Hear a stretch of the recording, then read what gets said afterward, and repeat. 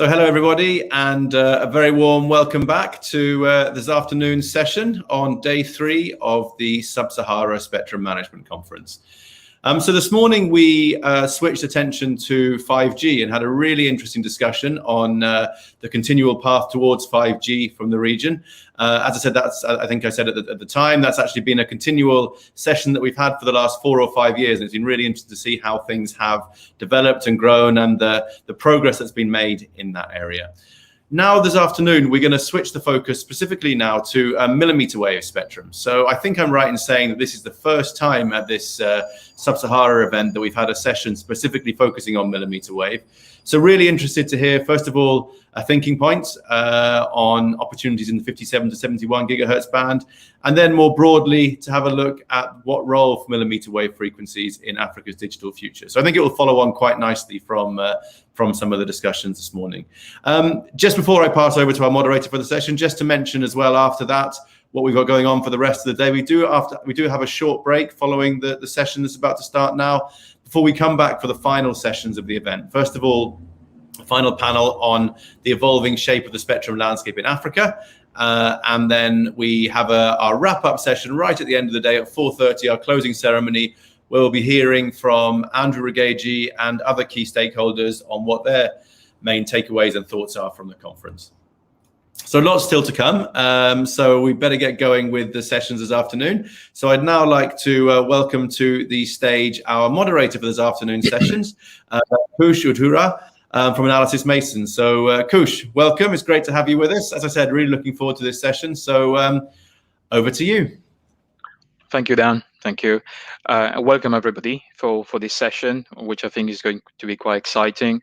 So for this next speaker lot, I have the pleasure to invite Guillaume Lebrun from Facebook, who's going to talk about the opportunities in the 57 to 71 gigahertz in Africa.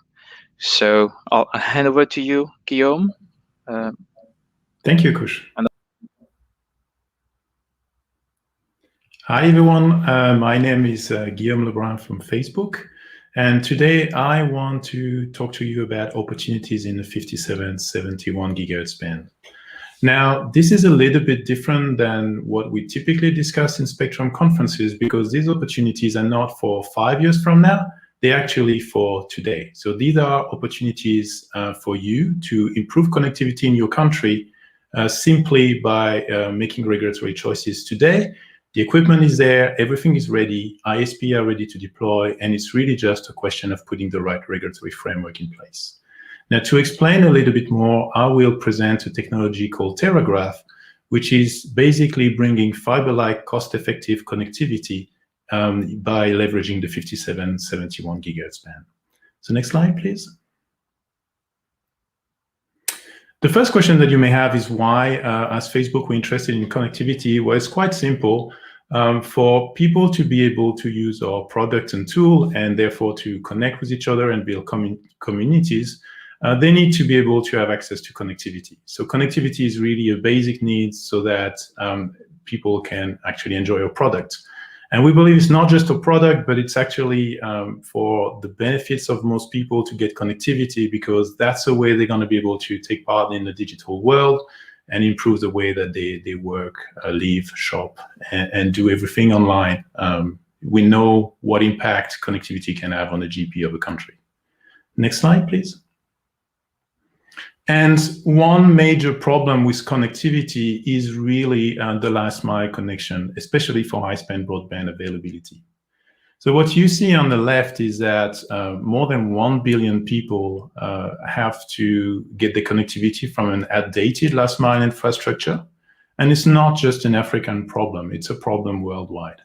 Nevertheless, in Africa, obviously, there are lots of communities that are either not served or underserved. And so having a better last mile connectivity technology can be helpful. Ideally, we would want to have fiber to the home for everybody. That would be naturally the luxury position. But we know the challenges with that.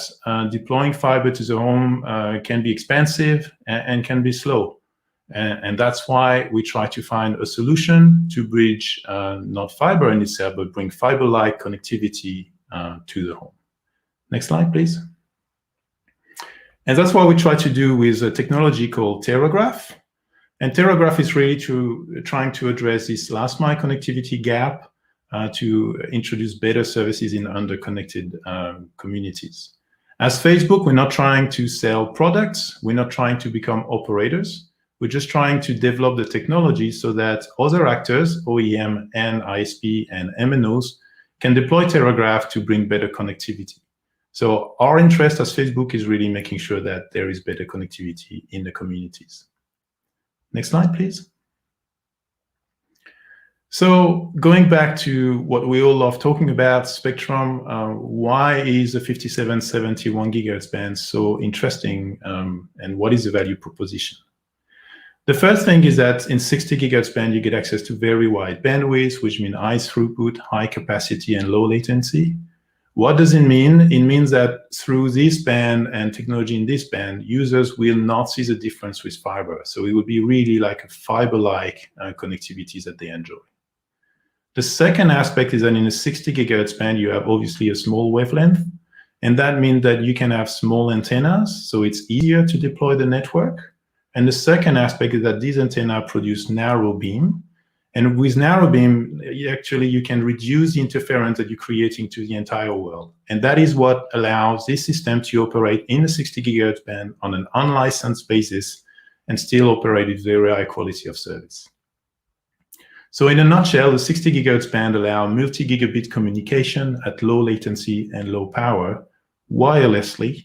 And that's exactly what you need to bridge this last mile connectivity gap at a lower cost than fiber. Next slide, please.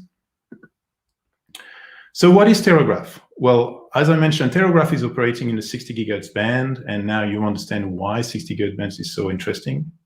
It's delivering high speed, and we will see what that means. It means more than 1 gigabits per second over the interface.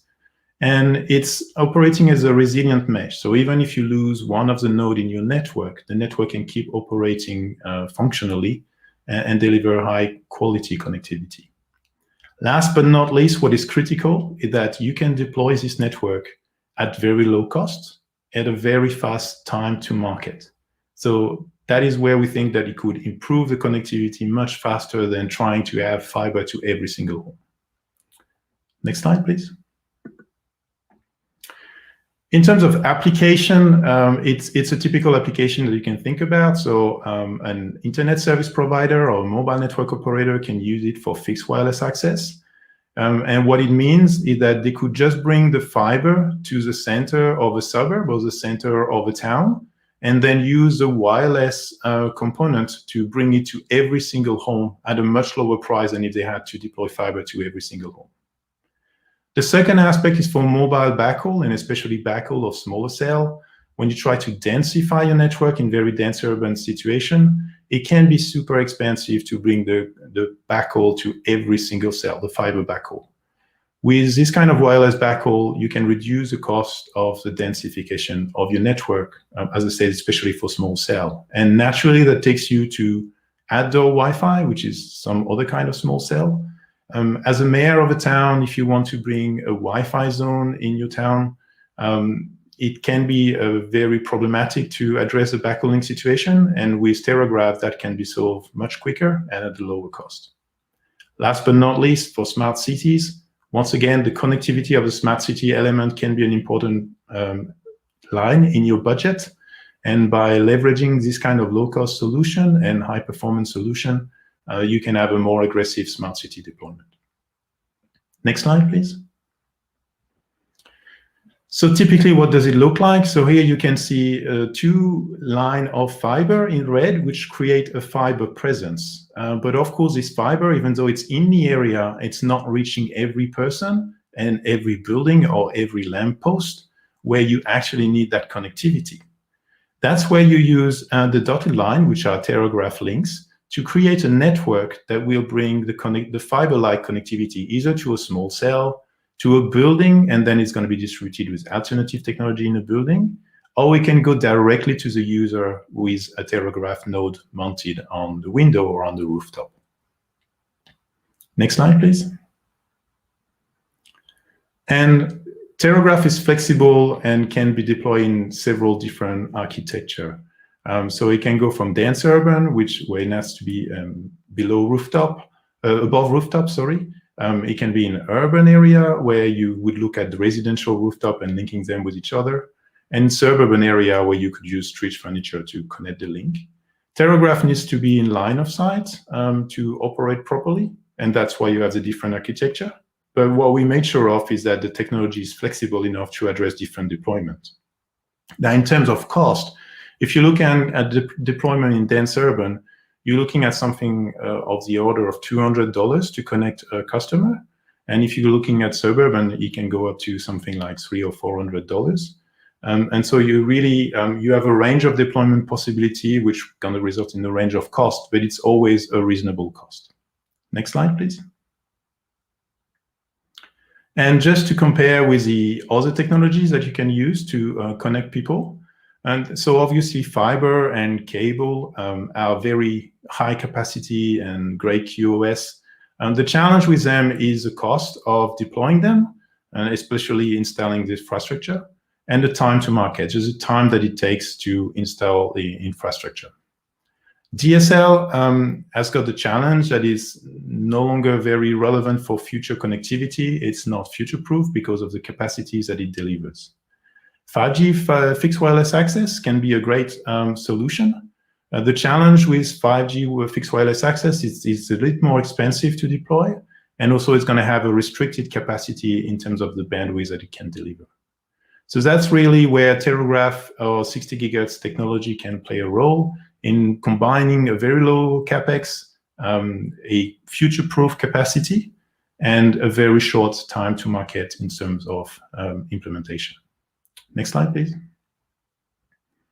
And last but not least, in terms of Terrograph itself, the beauty of it is that there's lots of products already available today on the market. So it's not like you're going to make a decision and wait 5 years to see the effect.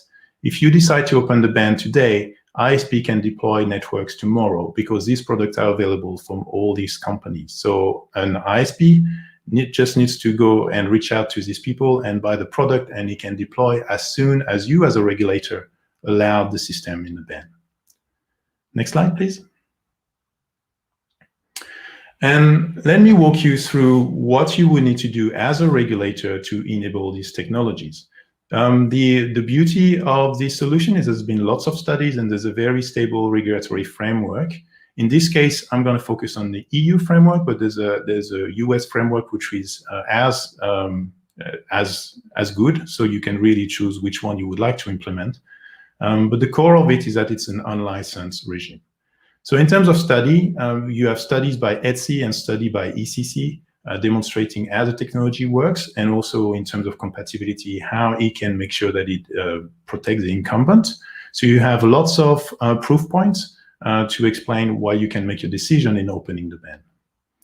These different technical reports resulted in the ERC recommendation 7003, where the band was open for unlicensed device in the CPT. Next slide, please. But inside the European Union, countries went a bit further with the EU decision 2019-1345, which opened the 5771 gigahertz band to 3 classes of devices. So the first one, class 75, is what is called WiGig. So it's basically a local area network. So like Wi-Fi in your home, really for indoor connectivity and this kind of use cases. The second one, class 75A, is really Terrograph with smart antenna. So it's this kind of mesh network as I was talking about before.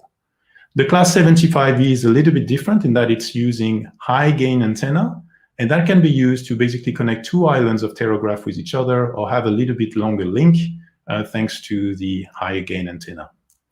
The beauty is that you don't need to choose between these 3 classes. You just need to open the band for these categories, and the technology itself can make sure that there's no interference between the different operators and that all equipment are running smoothly. This is already taken care of by the technology and through the regulatory conditions that have been selected.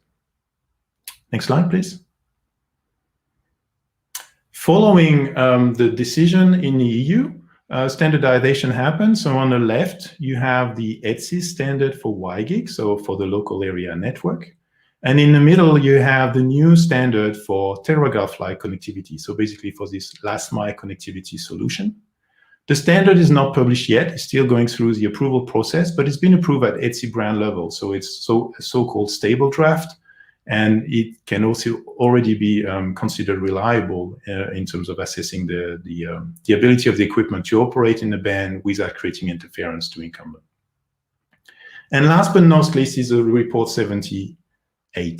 The CPT report 78 has been triggered because, as you know, in the 6671 gigahertz band, the WRC 19 decided to have an IMT identification at the last World Radio Conference.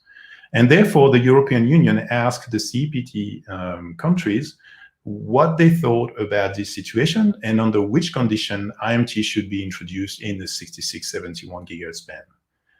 The conclusion of the report 78 is that there is no need to change the regulatory regime, and the best way to introduce IMT in the band is under the unlicensed regime.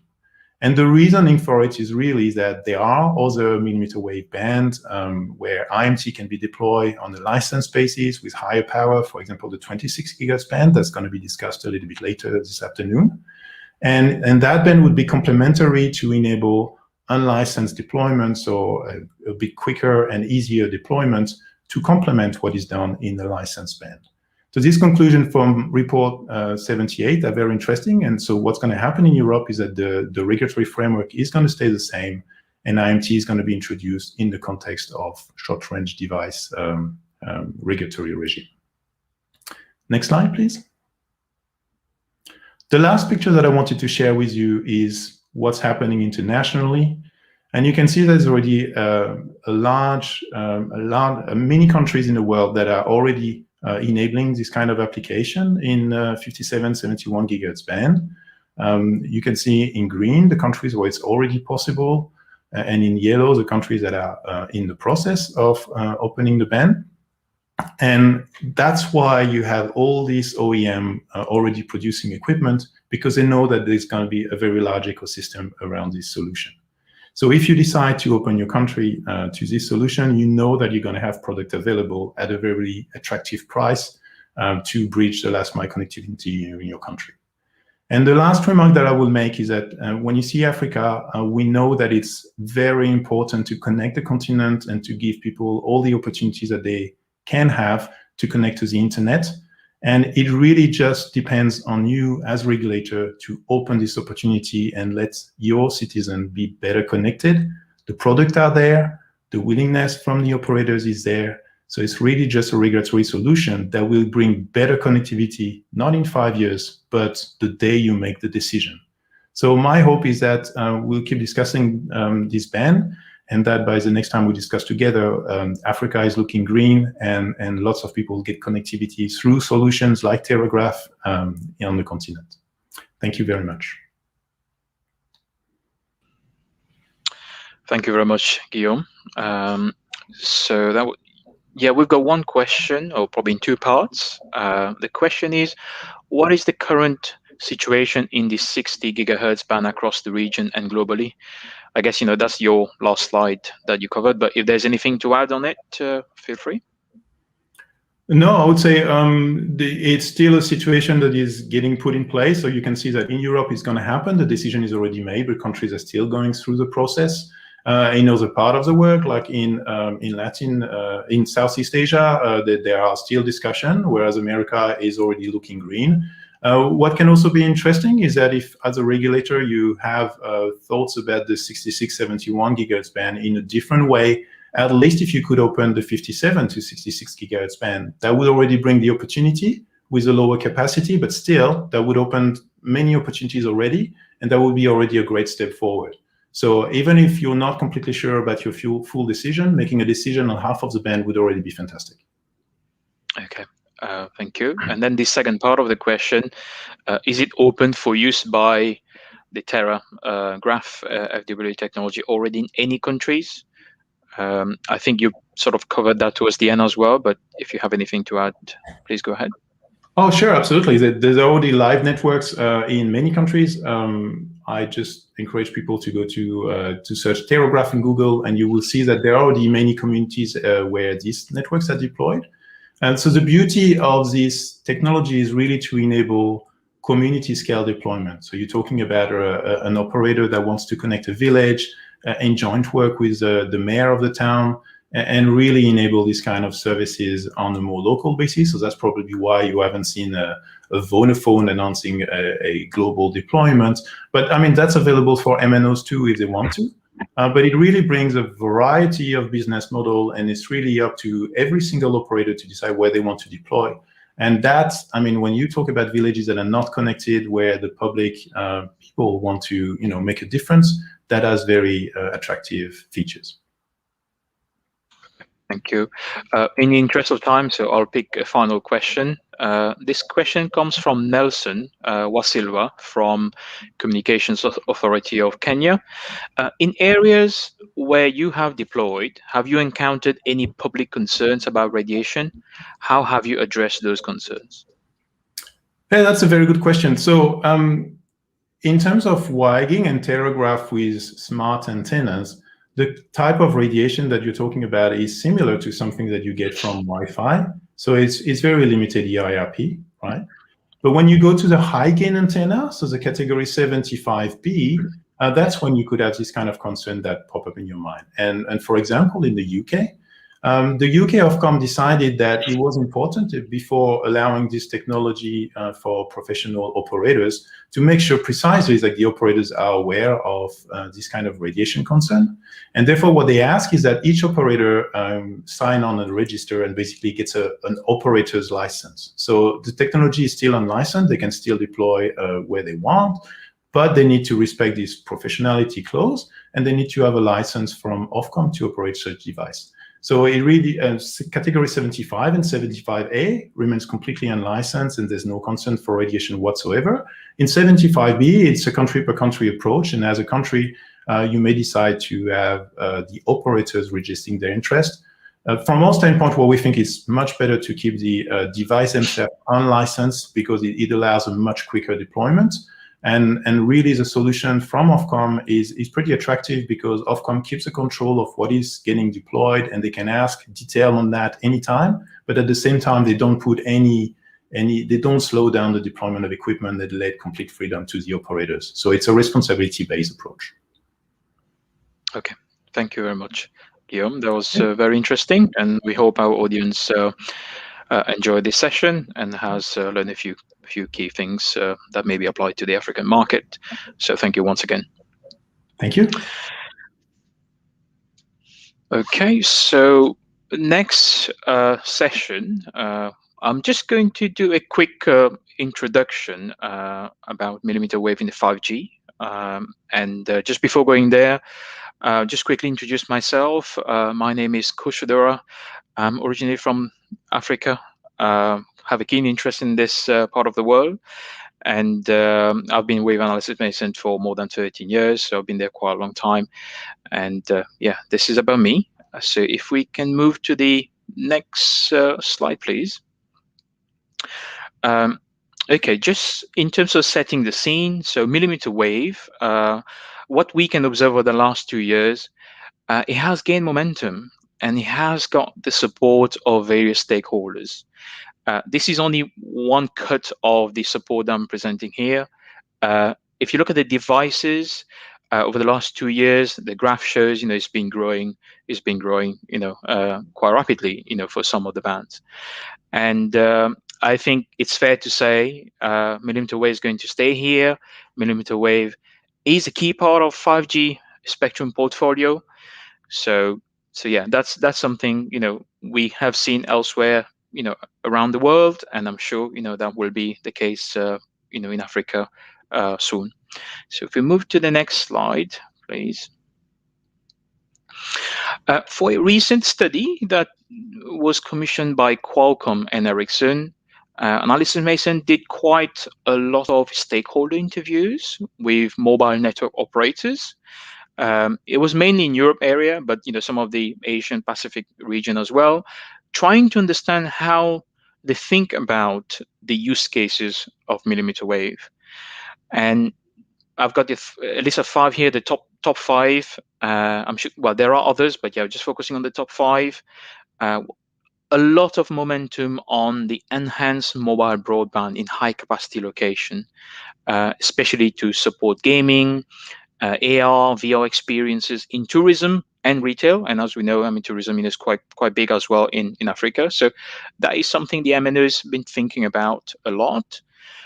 Smart factory and other industrial application. This is improving productivity, better connectivity, kind of a low cost connectivity option. So there is a lot of talk about that. The other one is 5G based FWA. I think Guillaume sort of covered that quite a bit in detail. But yeah, this is quite interesting. We believe some parts of the sub-Saharan Africa where connectivity can be quite poor. It's quite expensive and time consuming to deploy fixed networks, and 5G FWA does bring an alternative to the market. So even that is also important in more developed countries like Europe, etc. So that's definitely something cutting across different regions. And one of the key recommendations that we put in our report was the regulators should sort of prioritize the assignment of millimeter wave to enable and exploit all these use cases. That was also touched upon by Guillaume earlier. So if we move to the next slide, please. As part of that study commissioned by Qualcomm and Ericsson, we also look at the socio-economic benefits and costs. We did a detailed bottom-up model for Europe, and what we found is a benefit to cost ratio between 5 and 20 could be achieved. So we look at the worst case and the best case. Of course, that varies a lot by the adoption of the different use cases. So the chart below you see here is a kind of a breakdown of costs and benefit by different verticals. This is for Europe. I fully expect this could be different for Africa, as the adoption of use case could be different. So this is just to show you what we found is quite positive sort of outcome for adopting millimeter wave use cases. If we move to the next slide, please. Here is a list of questions that I would like to discuss with the panel later. So I'm not going to read all of that here, and yeah, I'm going to introduce the next speaker for this session, who is Wako Gababo, from Spectrum Manager from Communication Authority Kenya. So would love to hear from you, Wako, to get your perspectives from the African market and what you can see and what are the challenges we have ahead. So over to you, Wako. Good afternoon, good morning, good evening, everyone. My name is Gababo Wako. I work at the Communication Authority of Kenya in Frequency Spectrum Management Department. First, I wish to thank the facilitators of this meeting for the kind invitation. I will want to talk about millimeter wave spectrum for 5G. Definitely, these are just perspectives from the way we see development in millimeter wave spectrum. So next slide. So as we all know, the 5G is the next generation of wireless network technology, which will deliver more data, support more devices, and definitely to be consistently more powerful than the previous technologies. So basically, it's going to meet the demand of the consumers for mobile data, and it is expected to serve different industries and enterprises. So one of the key enablers for 5G is definitely availability of the suitable radio spectrum, because 5G provides different diversity of services and applications. So the millimeter wave spectrum will provide very large bandwidth. That's why in WRC 19, there was identification of 17 gigahertz of millimeter wave spectrum bands to deploy 5G. So on this slide, you'll see 3 of the bands have been identified globally: the 26, the 40, and the 60 gigahertz bands. So the rest of the band, the 2 other sub-bands, 45 and 47, are identified regionally. Next slide. So since WRC 19, as Africa, we have looked at new technologies, which was studied by the task group that was established on new technologies. And we have developed a recommendation on various technologies, the main one being 5G. So in terms of 5G, it also looked at, because 5G requires, as I mentioned, different frequency bands. So the target bands for 5G, the lower, the mid, and the higher bands. So that the higher bands is where now mmWave provides the needed bandwidth for deploying 5G above 24 gigahertz. So in the recommendation, ATU administrations have been encouraged to make use of this 26 gigahertz bands, which ranges from 24.25 to 27.5 gigahertz for early deployment for 5G, because in the use cases that are anticipated, the mmWave provides the needed bandwidth for deploying certain services. The other aspects of the mmWave that we've looked at is the amount of spectrum that is required to deploy 5G in this band. And so the recommendation is that administrations being encouraged to assign a large continuous blocks of spectrum, preferably between 800 and 1 gigahertz of bandwidth. You can imagine this is the first time that mobile broadband services are being deployed in the mmWave band with such a high bandwidth. Then the other aspect that we also looked at is on adoption of a common standard. Definitely a lot of benefits in implementing global or regional harmonic frequency allocation, especially in the 26 gigahertz. So in our perspective, this will be where the mmWave 5G deployment will happen first in 26 gigahertz band.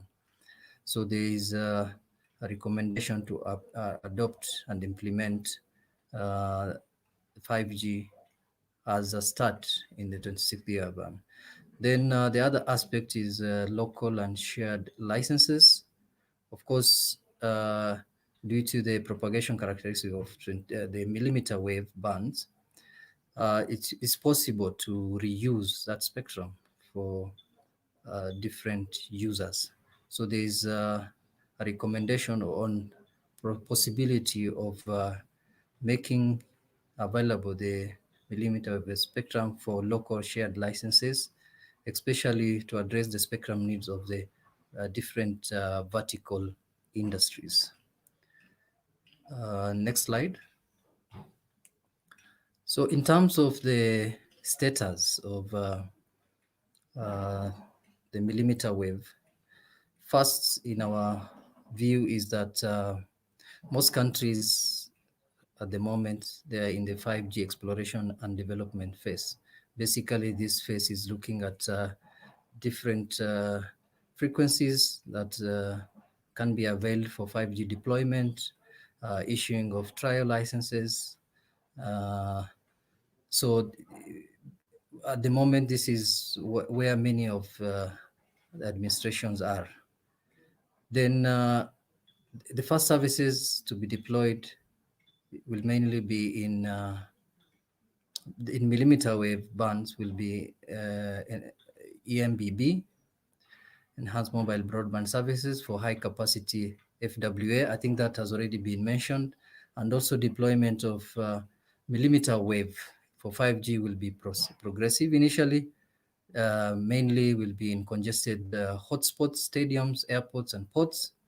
And then in the second stage of millimeter wave development, we are looking at 66 to 71 gigahertz band, which is definitely attractive due to being adjacent to the WiGig 57 to 66 gigahertz band, where as ATU we have also developed recommendations on the use of the 57 to 66 gigahertz band.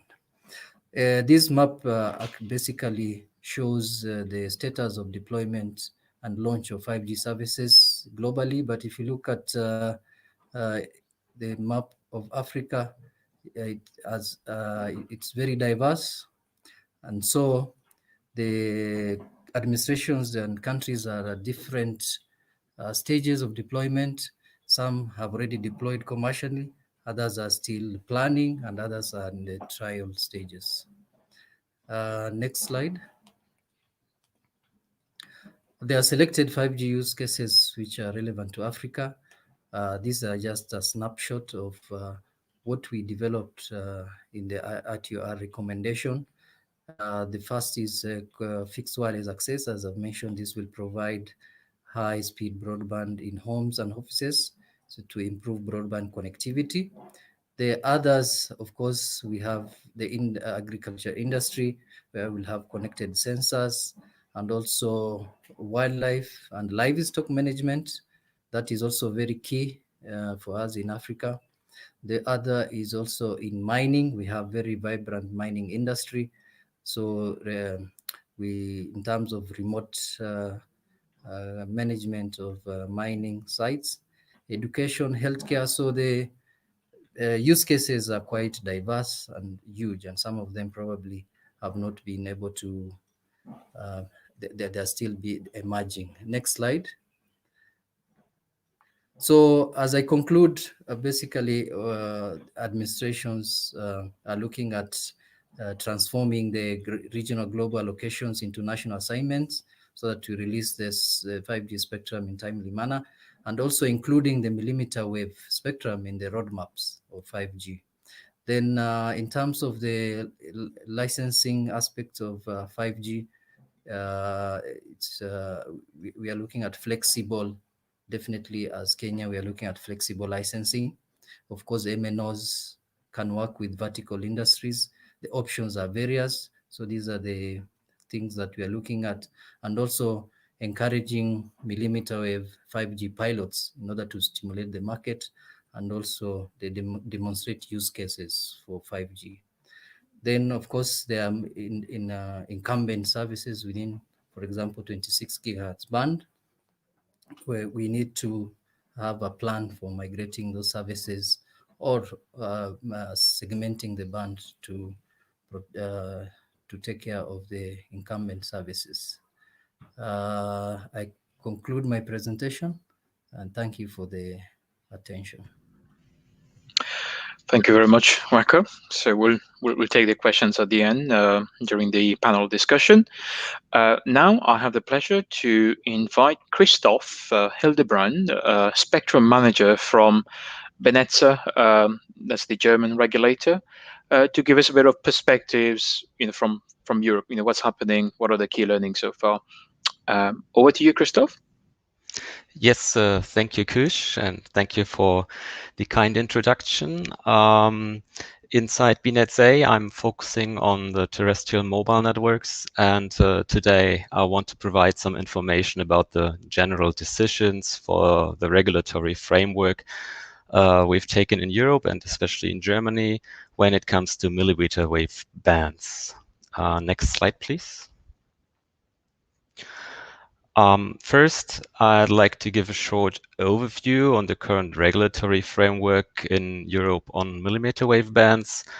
Finally, or in the end, it's planned to have 3 millimeter wave bands available, and 2 of them are already available.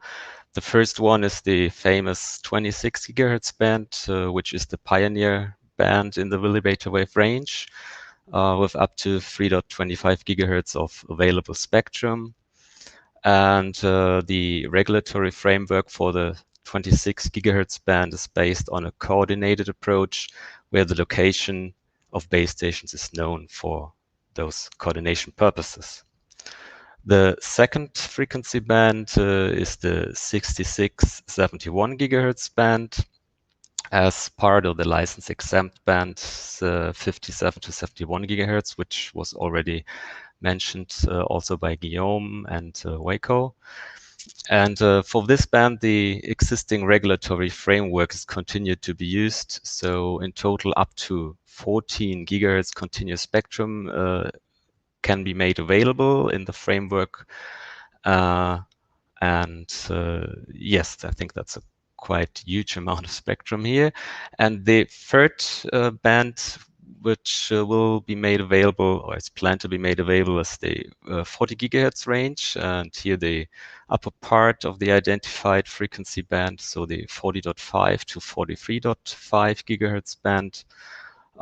Currently, the technical conditions for this band are under development. And in Europe, the directly adjacent band below 40.5 is used for satellite services in many countries, and not all of the, or not many of the locations of these satellite services stations are known. So this creates a bit of a challenge, and SEPT is working on to address this in the final regulatory framework. And the target date to finalize this framework is March 2022. It may be worth to mention that the regulatory framework for all the bands allows the use on a technology neutral basis, for sure, as long as the usage conditions are met. Next slide, please. Let me focus on the 26 gigahertz band now in more detail. Based on sharing and compatibility studies, we developed an ECC decision 1806, and for EU countries also a binding Commission implementing decision is put in place here. And the ECC decision is accompanied by some ECC recommendations to facilitate the implementation and coordination with the existing services like the exploration satellite service and the fixed satellite service. And there's also a report for coordination of the fixed service. References to these documents can be found also in the ECC decision. Next slide, please. Let me now turn to the situation in Germany. In Germany, our national regulation for the 26 gigahertz band is in full accordance with the relevant Commission implementing decision I just mentioned. And the access to spectrum is granted on a localized basis in Germany. So also for vertical uses like factories or remote farms or airports or whoever would be interested from the vertical side. And for sure, the interested mobile network operators can apply for a license. And the process we installed here is an application-based process, so no auction took place for this band. And the licenses are granted on a first-come, first-served principle. And we're implementing also a use it or lose it approach. So after 1 year, BNetzA will review if the spectrum is actually used, and if not, the licenses may also be withdrawn. To ensure the protection of the current use of fixed service links and the Earth exploration satellite service Earth stations, we implemented a coordinated approach, and the new services can coexist here with the incumbent users. Our licenses are granted on a technology neutral basis and also on a service neutral basis. This is also to support the growing diversity of wireless services and to allow the development of new innovative applications. We started the assignments in the upper part of the band, so in the 26.5 to 27.5 gigahertz, since this part is not so heavily used by the incumbent users, and the lower part in Germany is very heavily used by the fixed service. The license holders have the obligation of negotiation with adjacent radio networks, and as the regulator, we also allow individual coordination with existing users. The application for licenses is possible since the beginning of this year, and in April we started to issue the first licenses. And next slide, please. So this concludes my presentation. I hope I could provide some interesting information about how Europe in general and in a more detail Germany made available the mmWave spectrum, especially in the 76 gigahertz range. And thank you again very much for giving me the opportunity to speak. And yes, thanks for your attention. Back to Kush. Thank you. Thank you, Christoph. And I'm sure, we'll get some more your views during the panel discussion as well. Just a quick reminder to our audience. Whenever you have questions, put them in the private chat. You don't need to wait for all speakers to finish. You can pose your question and I will take the question during the panel discussion. So now I have the pleasure to welcome the next speaker, Luigi Ardito, who is a Senior Director at Qualcomm, responsible for the government affairs in the EMEA region. So over to you, Luigi, just to give a kind of broader perspectives of 5G millimeter wave.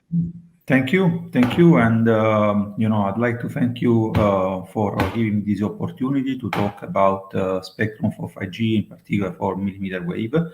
I must say that this is a really exciting time in Europe for millimeter wave, because by the end of this year, we will see 50%, about 50% of the countries making available spectrum in the 26 gigahertz range. And also the deployments have started in Europe on millimeter wave. We have seen successful deployments already in Italy, and there are a number of trials and planned commercial deployments which we cannot disclose across Europe.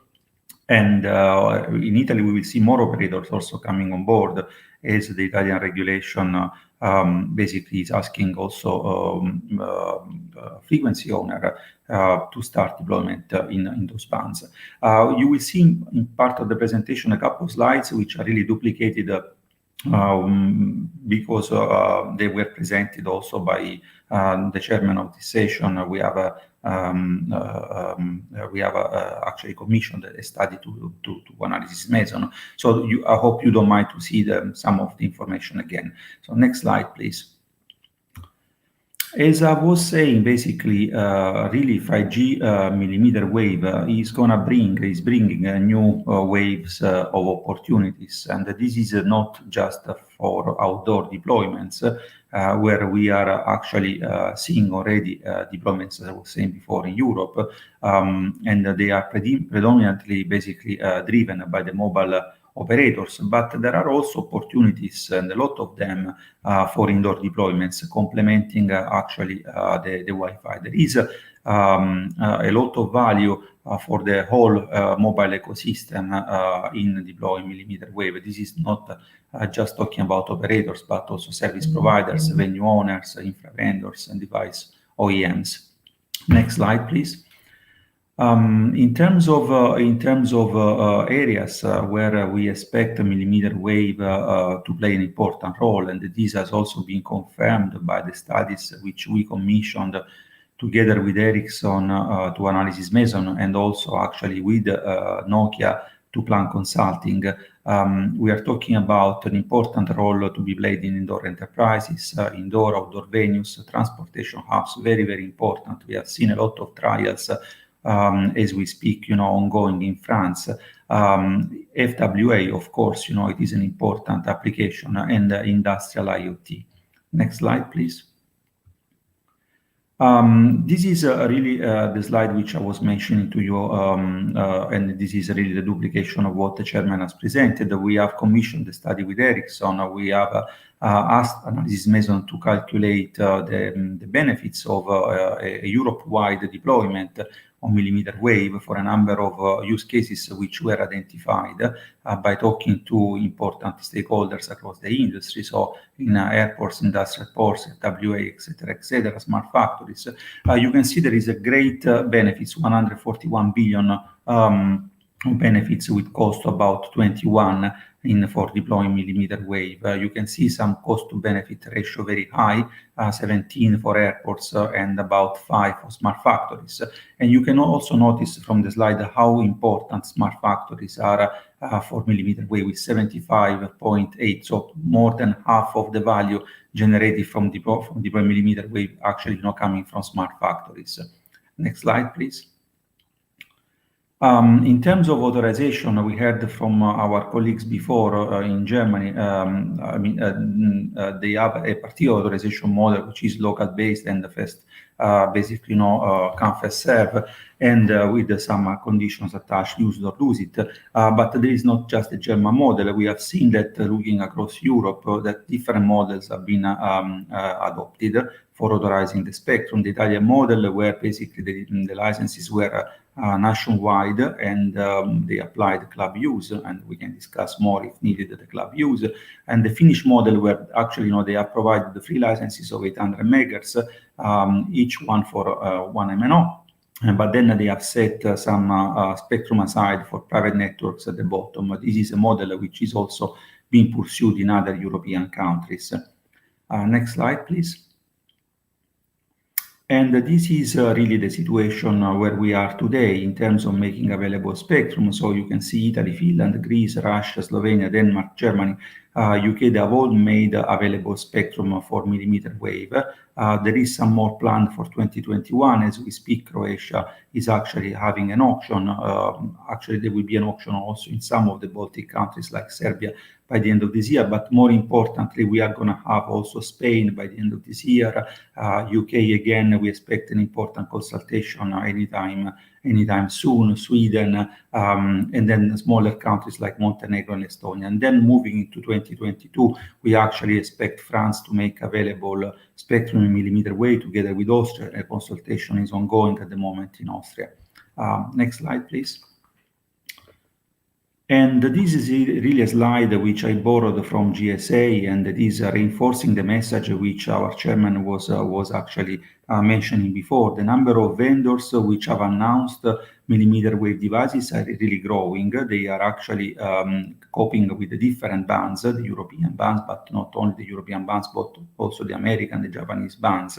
The commercially available devices are really growing as we speak, and big countries outside of Europe, like for example Brazil, which is about to make available the 26 gigahertz spectrum as a whole, they will trigger ecosystem development and more device development across Europe. So it will also help Europe to have a bigger ecosystem in the whole band, and not just in actually the 26.5, 29.5 gigahertz.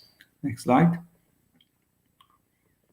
And so in terms of future policy, and this is my last slide, it is important for Europe to continue actually to release and fast track the mmWave bands. RSPG has, in an opinion, recognize the important and specific demand for local access to license spectrum for vertical networks. It is important also in RSPG opinion to have a consistent approach for releasing spectrum for verticals in the mmWave.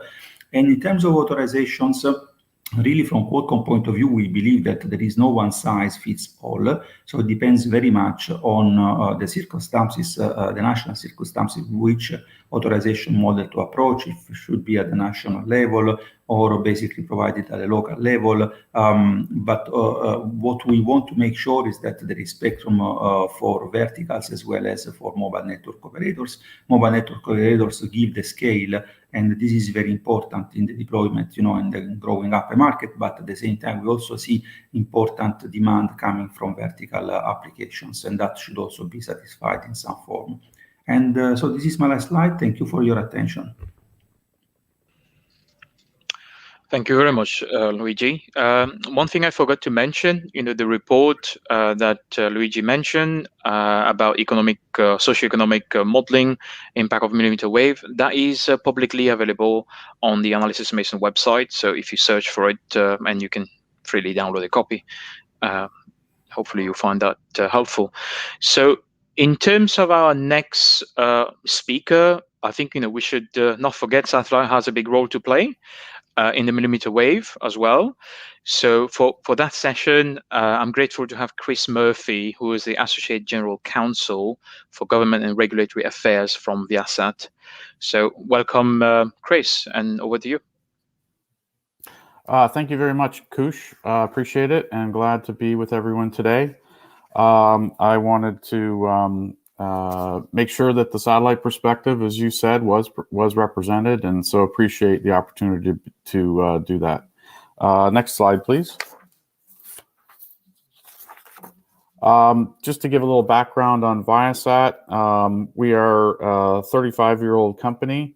We've been providing equipment and services throughout Africa for many years, and as you can see, the progression of our satellite services from North America to Europe and coming to Africa is expanding the capacity and coverage of our satellite system. Other companies are doing the same, and also the speeds that we can offer. The Viasat 3 satellite system, which will be global and start launching next year, will provide up to a terabit per second for each satellite. And as I'll explain later, that completely changes the economics involved for satellite services. Next slide, please. Viasat's been making massive investments in satellite technology for many years.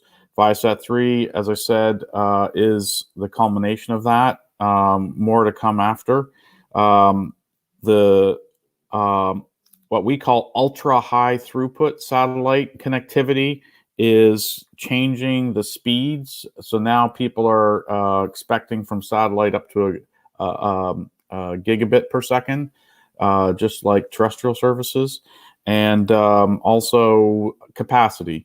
So with these massive satellite networks, we're able to provide service to many more people, devices, hundreds of millions, both fixed and mobile. And as that changes, that also means that services become more affordable. So the thought that in the past that satellite services were expensive, Viasat and other companies are changing that dramatically. Next slide, please.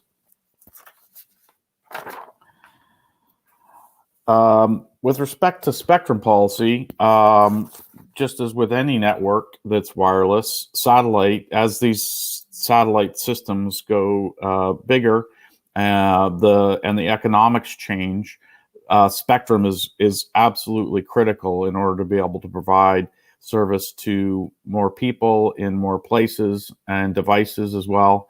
And that all means that spectrum access is key to that. For the millimeter wave, this is the band that the satellite industry, the 28 gigahertz band in particular, has focused its investments in the last 20, 30 years. And the paired 18 gigahertz band is also critical. This means that we can provide services in urban cities, suburban areas, and also rural areas, and provide both fixed and mobile.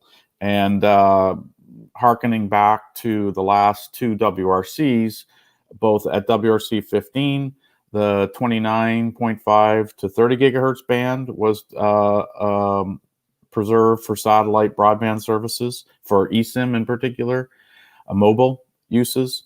And also at the last World Radio Conference, WRC 19, the 28 gigahertz band, 27.5 to 29.5 gigahertz, and the paired 18 gigahertz bands were also preserved for satellite services by the international community. So the millimeter wave is the future of satellite broadband connectivity, and we want to make sure that when regulators are looking at these decisions for how to use the band, that they understand that access to spectrum is key for satellite systems as well. Our concern is that in looking at these issues, regulators need to understand that 5G in the 28 gigahertz band is not compatible with satellite services, and therefore, in order to have both, and Viasat and the satellite industry are fully supportive of 5G services, it's best, as most of the speakers have said today, for 5G services to be in the 26 gigahertz band, and the other millimeter wave bands that were allocated at WRC 19, and the 28 gigahertz band for satellite services. Next slide, please. In fact, in some of the countries that were leaders, there is a movement away, I think, even from the light use that was prevalent in the 28 gigahertz band for terrestrial 5G. We're seeing companies like Verizon in the US now, as they get access to lower bands, putting more of their energy into the ecosystem down in the lower bands, which have much better propagation characteristics and also probably better economics for their terrestrial systems. I'm sure there still is need for millimeter wave for high density areas, but as we said, there's 17 gigahertz of millimeter wave spectrum outside of the 28 gigahertz band available for terrestrial 5G. Next slide, please. Let's see. We do believe that good spectrum policy requires a mix of technologies. As I said, we're proponents of 5G. We will use 5G in the future. We're part of the 5G ecosystem, the satellite industry. The 28 gigahertz band, however, is not a good place for 5G if you want to have these ultra high throughput and affordable satellite broadband services that are coming very soon. The WRC 19 also created, as I'm sure we'll be talking about over the next couple of years, 2 additional agenda items. One for NGSO, or non-geostationary satellite Earth stations in motion, or eSIMs. That's agenda item 1.16, and that looks at the 28 gigahertz band for expanded satellite mobility use. In addition to that, intersatellite or satellite-to-satellite links is under discussion in agenda item 1.17, and that also includes the 28 gigahertz band. So we believe that this is all extremely important for satellite services and regulators to understand. Next slide, please. Just to conclude, we are everywhere. We're ubiquitous. We're bringing services to Africa in planes, trains, automobiles, buses, and also for fixed services, for industry, for residential, and for enterprise. So spectrum is absolutely critical, and 28 gigahertz band is the band that we need to be able to provide these services in. Thank you for your time, and look forward to your questions. Thank you. Thank you very much, Chris. I appreciate it's pretty early in the US, so thank you once again for sharing your views and to us and the audience. So now we move to the panel discussion. I'll read the first question. So the FCC, that's in the US, acting chair recently said that the FCC made a mistake focusing on millimeter wave bands for 5G, and that doing so is expensive and actually grows digital divide. Instead, she said that the FCC is now pivoting to mid-band spectrum for 5G. How should we look at this important change of position for the FCC and the guidance that it presents for the 5G ecosystem and 5G spectrum policy in sub-Saharan African countries? So this is quite an open question to the panel. Who would like to sort of start with? But first of all, I would like to draw the attention. The African market is quite different to the US, so that's an important distinction. But any sort of views from the panel on this? Maybe I can start. Go on, Yuji. Yeah. Well, obviously, I'm not going to comment on what FCC acting chair said or didn't say, of course. I mean, but I can provide the Qualcomm view, and the Qualcomm view, on generally speaking, is that we believe 5G, is going to be exploiting the full potential when there will be when there are available the low, the mid, and the high bands. So it is quite normal to have basic, countries in Sub-Sahara, but as well as in Europe, in Asia, and the US, to use the best of each band. And so having the US, with mid bands, of course, is very good news because they can complement the high bands and similar things that are happening in Japan, where we have, low, mid, high bands, and there are operators in Japan that they say is very powerful to have the combination. And this is also what is starting to happen in Europe. So good news that in the US we also have the mid bands because they are a critical part, an important part of 5G to really get the most out of 5G. Thank you. So it is the complementarity, right? So it's not just millimeter wave, it's not just mid-band, it's the both of them help. It's the combination of everything. Yeah, this is also what in Europe we have always said. I mean, the RSPG, the Spectrum Policy Group, the Commission, we have identified, three pioneering bands. The low, mid, and high. The countries in in Europe, they are making available, the free bands because that has been what we always said, from years. So it's really good news that now we are moving all into that direction. Okay, understood. Any other contribution from the panel on this topic?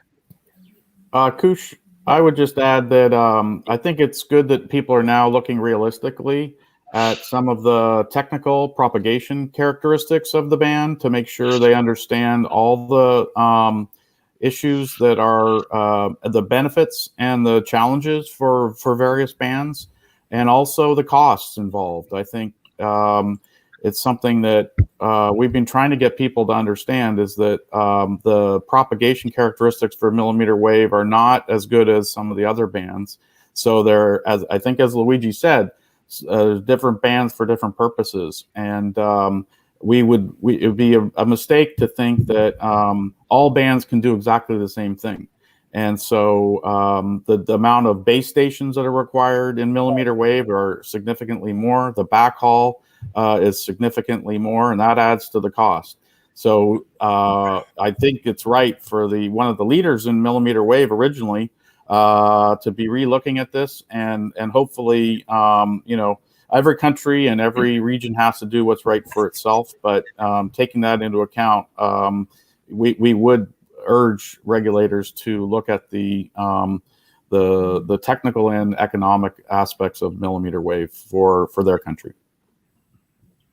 Thank you, Chris. So the key point, another key point is, again, look at each band for specific use case. So that's something is important. Yeah, so maybe push if I go on.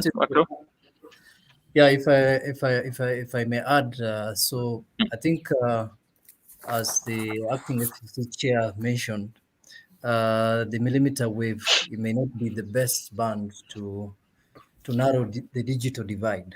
So I think the role of millimeter wave is very specific, as it has been mentioned, and it also complements, actually augmenting the lower bands. And so I think the role is very clear, and it provides us with vast amount of bandwidth, which we can't find in the lower frequency band. So I think the role of millimeter wave is very clear. Thank you. Thank you, Wako.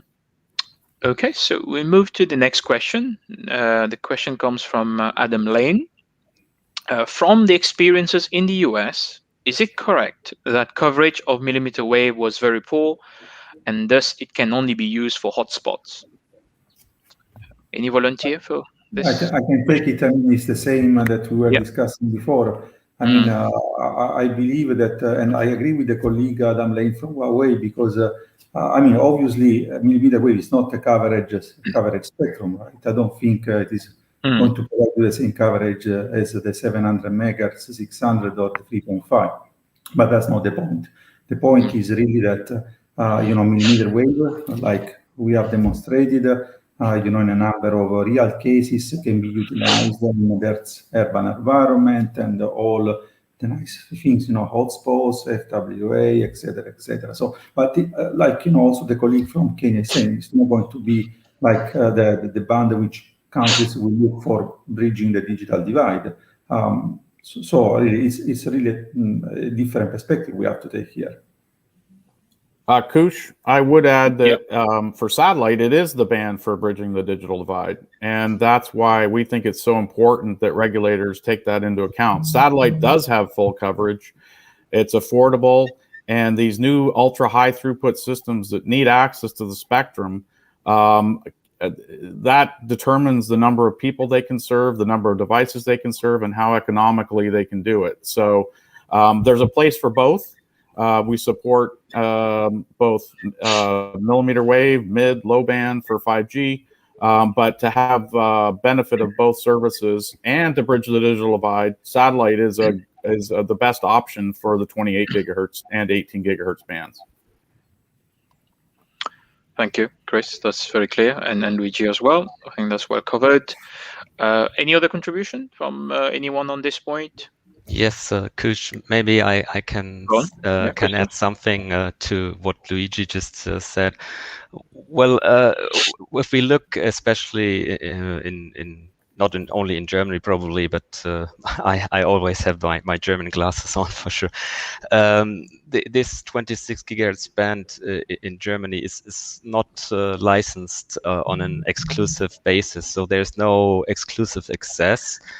There's still incumbent services in there, and due to this hotspot nature-like coverage, this is also one reason why we did not see the need to clear the whole band before providing licenses for like 5G use here. Thanks. Okay, thank you, Christoph. Okay, so moving on to next question. This is about how to manage coexistence with existing users in the band and in neighboring bands. Example, 5G out-of-band emissions and impact on fixed links in the 26 gigahertz band and satellite in neighboring bands. So I think perhaps if I can ask Wako to comment on that, because that's a very specific African question, but we'll welcome any contribution from the rest of the panel. Thank you, Kush, for that question. Actually, we looked at coexistence of IMT 2020 with other services in WRC 19.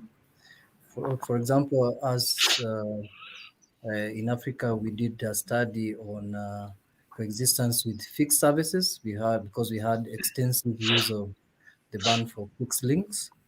So there are certain solutions that was proposed and agreed in WRC 19. For example, we can do band segmentation if there are incumbent services in order to share with the IMT. We also looked at having a guard band.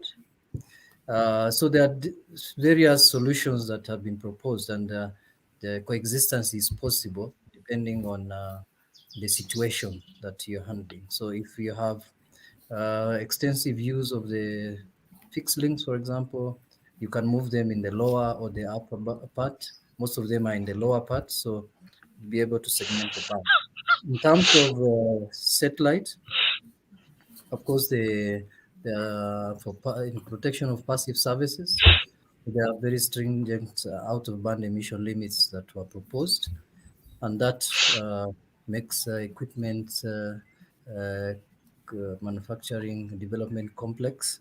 But with time, probably the development will progress. But there are definitely out-of-band emission limits that we have to meet in order to protect existing incumbent services. Yeah, maybe that's what I can comment for now. Okay, no, thank you, Marco. Any contribution on this point, out of band emission management? I would just add that WRC 19 looked at it very closely. Resolution 242, if people are interested in it, does provide some guidance for 5G deployment and some limits on both in-band and potentially out-of-band emissions. And in WRC 19, this was looked at very closely. Obviously, from being in the adjacent 28 gigahertz band, satellite services are concerned about the uplink or aggregate interference into the 28 gigahertz band, the satellite receivers. So that's something that as Europe deploys in the 26 gigahertz band, and as other countries make 26 the primary band for 5G and the millimeter wave, we are, watching closely to make sure that the adjacent 28 gigahertz band operations are protected. Thank you, Chris. Okay, so that's quite clear. I think the guidance here is to look at the WRC 19 document, so that does provide a lot of guidance to our regulators in Africa, if they want to consider this point in more detail. The next question is, should licenses be nationwide or local, or a mix of both? Luigi, I know you mentioned the three models, Italian, German, Finnish, quite innovative models. Is there anything you could share with us about what could be done in Africa? I appreciate you haven't looked in Africa in detail, but yeah, anything you could share in a bit more detail to us? Yeah, really depends. It depends on the country, because it depends on what is the national situation. As I was saying during the panel, in Italy there was only 1 gigahertz of spectrum available, 26.5, 27.5, and actually, there was in Italy a more, I would say, a more likelihood to have the band used if it was provided to the market on a national basis. And so basically the government decided to have 5 blocks of 200 megahertz and for the mobile network operators, they had some access obligations for verticals. They also had the possibility to have club use. So actually for every operator can use adjacent spectrum whenever and wherever it is not utilized. So if I deploy in a given area and my neighbor in spectrum is not deploying, I can use 400, 600, 800 megahertz. And that was also, a way to solve the issue on 1 gigahertz.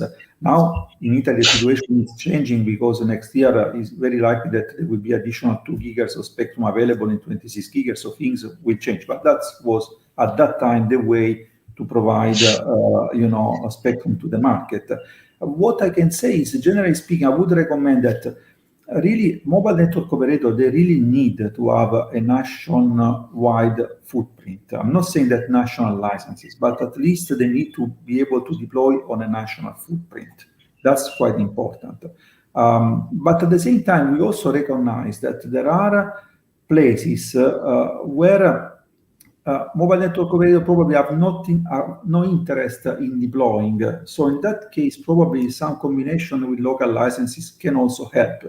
Because in that case, we need really to let these people use the spectrum if mobile network operators are not willing to deploy in that part of the country. So really, it really depends, it really depends. But the guidelines will be this: not to preclude the access to verticals, and at the same time enable wide footprint for the operators. Okay, thank you. I think we're quite lucky in this panel. We have a German regulator person here. Christoph, is there any insight you could provide in terms of the approach, the rationale behind the German model? Is there anything you could share with us? Yeah, for sure. We also put this question to ourselves, if this should be a national license, or how the approach for this licensing regime should look like. And well, due to the hotspot character, which is connected to the millimeter wave bands, this was the thing why we decided to go for this localized license approach. So still as a national mobile network operator, you have the possibility to get a license wherever you need one. But we didn't see the need to reserve spectrum for certain users in areas where they probably won't make use of it, since it's not fitting in their business case. So we leave the freedom to the operators and also to the verticals to apply for licenses for spectrum where it is needed. Did you gather this sort of a stakeholder consultation inputs as part of this as well, and what did you learn from the stakeholders? Yeah, well, from the stakeholders, there was for sure different voices coming, but taking the overall conclusion of this was what we finally decided for to do. So for sure, a national network operator would always be happy to have something like a national license. Because it may also be easier, because there's no need to apply for every single area an extra license. Well, in Germany, the market or the way how we issue licenses may be a bit different, because the national network operators, they have to assign every single base stations in a process within the regulator, and we are checking the base station and the configuration and so on before they may be put into operation. This is something quite special, I think. I'm not aware of any other European countries doing this. So we have this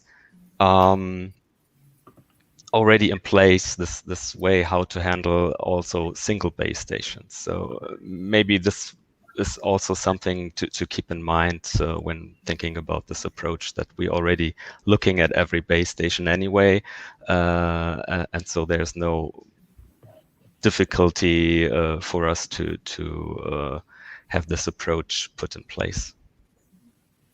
Okay, yeah, thank you. And Wako, is that something that have been, you thought about it in detail, national versus local license regarding millimeter wave in Kenya?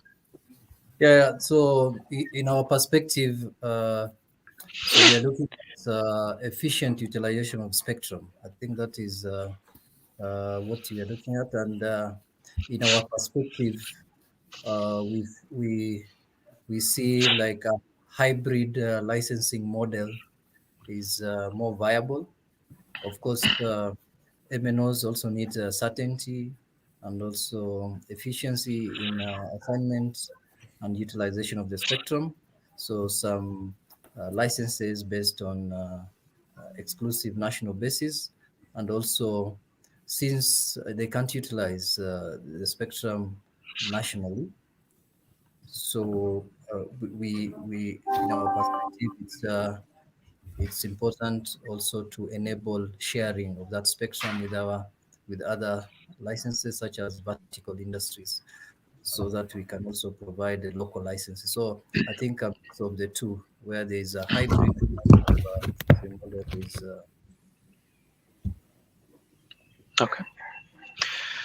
Okay, thank you, Wako. And I think, Chris, your perspective on this topic is quite clear. So I think that's well understood. We take our final question. We only got 5 minutes to go now. the final question I'll pick is when to plan to license the 26 gigahertz spectrum for 5G use? Is it together with 700 and or 3.5 gigahertz or at a later date? So any views on that for Sub-Saharan Africa? From my perspective, I mean, like I said at the beginning, it would be better to have the three bands together. So basically, operators can actually decide the best strategy to go to market, and with the best possible combination. You know, they know best how to, serve the demand for services in their country. So if they have all the infrastructure from a spectrum point of view in place, so they can also make the best or the most appropriate, most efficient investment, I would say, in the infrastructure. Okay. Different use cases, different bands. So Exactly. having all these bands, upfront, having a clear view on it helps the MNOs. Any other views on this topic? I think I share the same view with Luigi. Since for 5G, we need all the three segments of the band, the lower, the mid, and the higher. So it's better to plan to license all the bands together. I think that will be most efficient. Thank you. Yeah, Okay. I would just add, from our perspective, obviously, spectrum certainty is key for all industries to invest. So having, these decisions made earlier, some of these systems take a long time to develop ecosystems and satellite as well. So being able to get the capital together, be able to develop the networks, and then deploy and then get the user terminal or handset infrastructure out there is critical. So having that certainty of upfront is very helpful. Thank you, Chris. And I think that's the end of our session. I would like to thank our panel for their time and the prep and the insights and views they shared. I hope the audience has enjoyed it. I hope the audience has taken a few takeaways from this session. And I think it is an exciting time about millimeter wave, 5G satellite. All of them have a space. The key point that we learned from my point of view is, each band has its own sort of, use case. And spectrum certainty definitely helps with that upfront. So thank you, the organizer, as well. So that concludes our session. Thank you, Kush. And to echo that, thanks to all of our panelists, to Chris, Wako, Luigi, and Christoph. So really interesting discussion. As I say, I think it is the first time we've actually had a full session on millimeter wave as part of the Sub-Sahara conference, but I'm sure it's not going to be the last. So plenty more to discuss going forward, I'm sure. So thank you all very much. Really, really interesting discussion.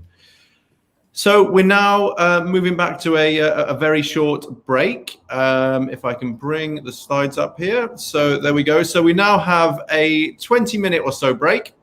So chance to go and stretch your legs, maybe grab a coffee. And then we're back here on the main stage for our final sessions. So first of all, we have session 9.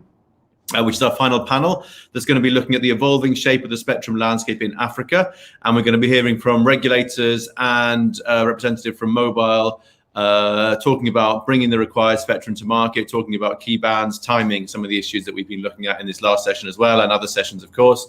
And then we move straight on to our final closing ceremony, where we're going to be hearing from a number of key stakeholders on what their takeaways are from the event. And we'll also give you the opportunity via the chat to similarly give us your final conclusions, your final thoughts, and key takeaways from the event. So quick break now, but please do be back here on the main stage in 20 minutes for that next session. Once again, thank you to Kush and to all of our panelists for the discussion there, and to Guillaume, of course, for his earlier presentation on that in that session as well. Look forward to seeing you back here very shortly. Thank you.